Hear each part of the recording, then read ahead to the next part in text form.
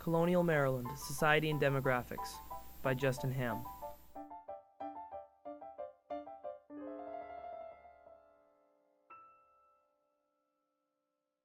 The Society of Maryland was much like the societies of other colonies at the time. They farmed, rode horses, and wore really old-looking clothing. I could just stop there. I mean, that pretty much sums it up. But if I did, I'd probably get a bad grade on my presentation, so... When it comes to farming, Maryland's biggest cash crops were indigo, hemp, rice, and tobacco, but mostly tobacco. It was so valuable that they sometimes used it as money.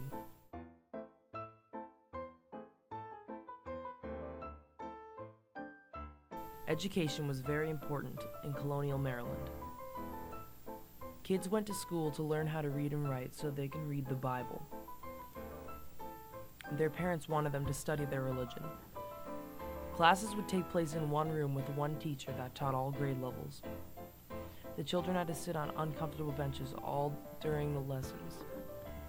If the child did not know his lesson or was misbehaved, he would be subjected to humiliating punishment.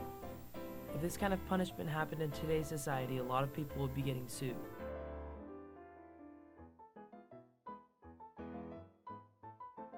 Medicine in colonial Maryland was very underdeveloped and unsafe.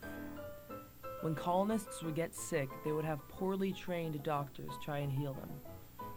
They administered certain ridiculous remedies that would usually be worse than the illness, weakening or killing the patient. Getting sick in these times was definitely dangerous.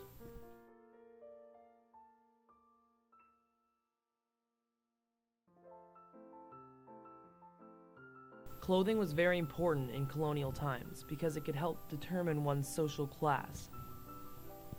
This attire is being worn by a middling merchant. Underneath everything, he wears a shirt and stockings. On the outer layer, he wears a fashionable wig and three-cornered hat.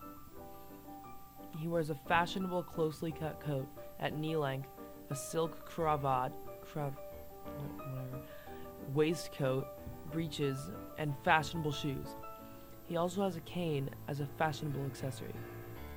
This man is very fashionable for his time.